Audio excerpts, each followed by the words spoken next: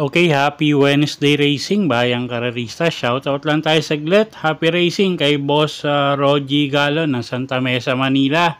At happy racing na rin kay Boss Del Monte Javier, kay Boss Arthur Galang, kay Boss Ronald Susim, at kay Boss Boyet 14. Happy racing sa inyo mga boss.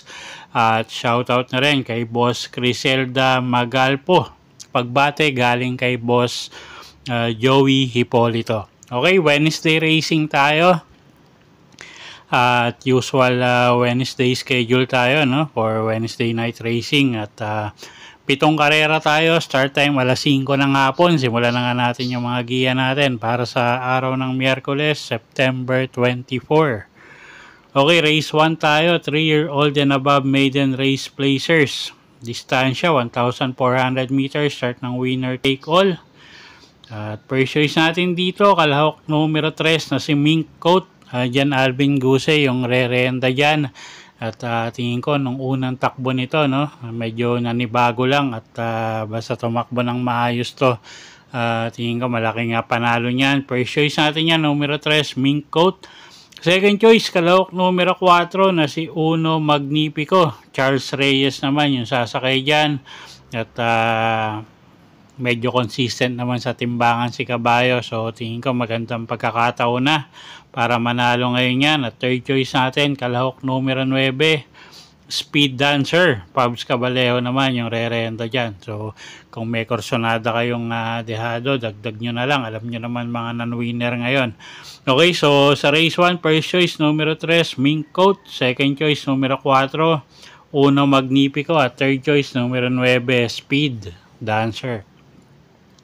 Okay, race 2 tayo. Class 5, 17 to 41 bracket. Start ng peak 6.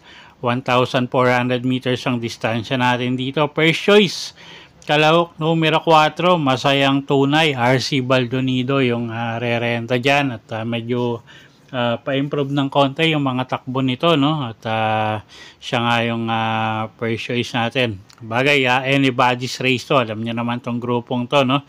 The slowest group na to. At kadalasan dito nga nagkakadihaduan. Second choice natin yung kalahok numero 5 na si Golden 8. Gagabayan naman yan ni Pabs Caballero, isang matuling kalahok.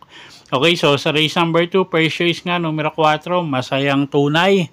Second choice numero 5, Golden 8. Okay, race 3 tayo. Class 5, 17 to 41 bracket. Distansya 1,400 meters.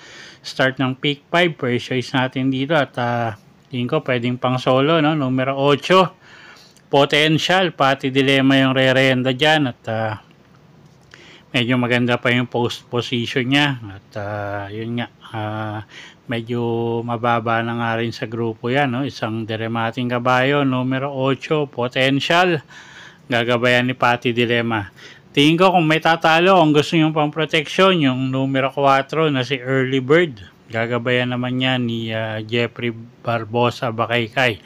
Okay, so sa race number 3, first choice nga natin, tingin ko pwedeng pang single, no? Kalahok numero 8, Potential. Kung gusto nyo pang protection, pwede yung numero 4 na si Early Bird.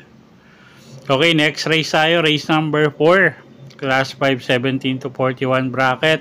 Start ng peak 4, 1,400 meters ang distansya. Tingin ko medyo lamang, numero 5, Money for Gabriel.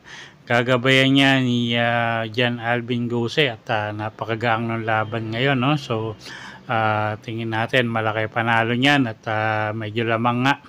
Second choice natin yung kalahok numero 7 na si Rule the World. Gagabayan naman ni Pabs Caballero.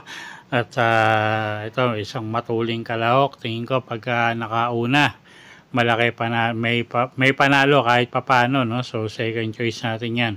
Okay, so sa race number 4, tingin ko medyo lamang nga, numero 5, Money for Gabriel. Second choice natin, numero 7, Rule the World. Okay, race 5 tayo. Class 5, 17 to 41 bracket. Distansya, 1,400 meters. First choice natin dito, kalahok numero 6, Arthur's Team. RC Baldonido, yung re-renta dyan, isang matuling kalahok. At gamay nung hinete. At tingin ko medyo gumaang laban niya ngayon. Second choice natin dito, yung kalahok numero 2, na si Sapin Sapin. Sasakyan naman niya ni CS Pare Jr. Gamay din ng hinete. Isang deremating kabayo. So baka mapaborin distansya sa kanya. Okay, so sa race number 5, first choice nga numero 6, Arthur's Team.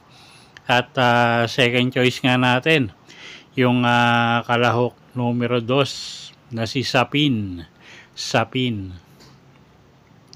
Okay, next race tayo. Race number 6, penultimate race. Class 5, 17 to 41 bracket. Distansya, 1,400 meters. First choice natin, kalahok numero 5, Mythic Layla. Pati Dilema yung sasakay dyan.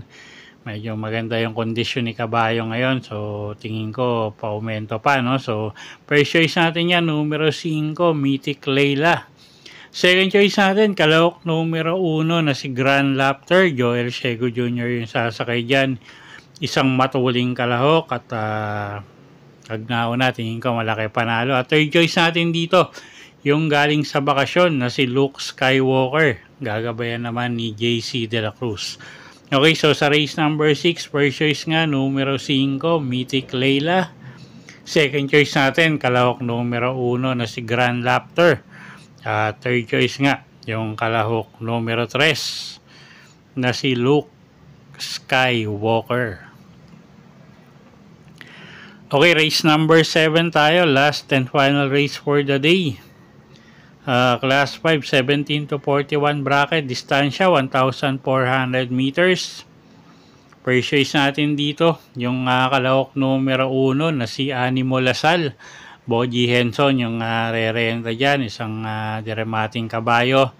At siya nga yung first choice natin, no? At tingin ko medyo gumangin laban yan. Second choice, kalahok numero 10 na si Gold Rush. JL Santiago naman yung sasakay dyan. At pag nilabas ng connection to, tingin ko malaki rin panalo.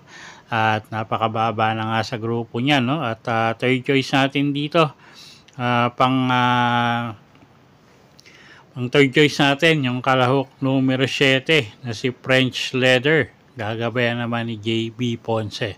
Okay, so sa race number 7, first choice nga, kalahok numero 1, Animo Lasal. Second choice, kalahok numero 10, Gold Rush. At third choice, numero 7, French Leather. Okay, so yun po yung mga giya natin para sa araw ng Miyerkules, September 24, 2025. Sana po yung makatulong sa pagpili nyo ng mga tatayaang kabayo. Inulit ko po, kayo pa rin po masusunod kung saan nyo itataya yung pinagpaguran yung pera. Good luck po at happy Wednesday racing, bayang karerista.